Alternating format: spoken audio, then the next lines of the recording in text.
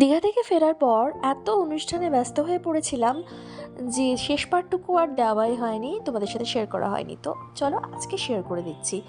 ফেরার দিন আমরা গিয়েছিলাম দিনের বেলাতেই দীঘার সি বিচে। ভীষণ রোদ ছিল, কিন্তু আমাদের কিছু শপিং করার ছিল, আর তাছাড়া আমাদের দুপুরে ট্রেন, তো সেই কারণে আমাদের বেরিয়ে যেতে হবে। এই কড়া রোদে সমুদ্রের জলের মধ্যে আলোর ঝিকমিক দেখতে কিন্তু বেশ ভালো লাগছিল। সেই সময় একটু পাও ভিজিয়ে নিয়েছি, আর বুনু আবার হেড ম্যাসাজ করিয়েছে। তো সবশেষে এখন হোটেলে ফেরার পালা। সমুদ্রকে বাই বাই বলে বেশ কয়েকটা ছবিও তুলে নিয়েছি। খানিকক্ষণ এখানে এনজয় করার পর আমরা ফিরে যাব, আর লাঞ্চ করেই কিন্তু বেরিয়ে পড়ব স্টেশনের দিকে।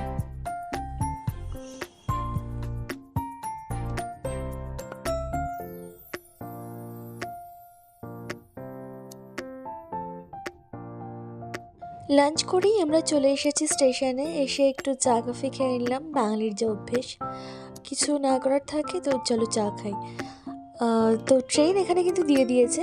আমরা আমাদের কম্পার্টমেন্টের একেবারে সামনেই বসে আছি। আমি নবদ্বীপ পৌঁছাবো রাত্রি 11:30 12:30 নাগাদ। আমাকে ও আনতে আসবে স্টেশনে, আর মা বাপিরা পৌঁছবে রাত্রি 1টা নাগাদ খাগড়াঘাট স্টেশনে। তো এখন এখানে অপেক্ষা করা ছাড়া আর কোনো কাজ নেই। আর আজকে ট্রেনের তেমন কোনো ব্লগ বানাবো না, কারণ সেরকম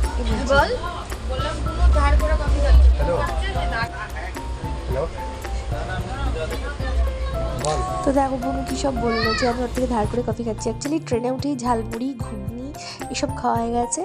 তো ও কফি নিল, আমরা চা নিয়েছিলাম, তাও ওর কফিটা থেকে ভাগ বসালাম। আর বাপি এখানে শুয়ে আছে বালিশ টালিশ পেয়ে।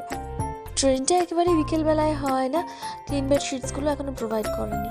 তো আমরা এভাবে গল্প আড্ডা করে মুভি থেকে তারপরে এরপর টুকটাক কিছু খেয়ে ডিনার সেরে একদম দেখা হচ্ছে নবদ্বীপ ধাম স্টেশন। এখন বাজছে রাত্রি 12:09। আমি চলে এসেছি, ও আমাকে নিতে এসেছে।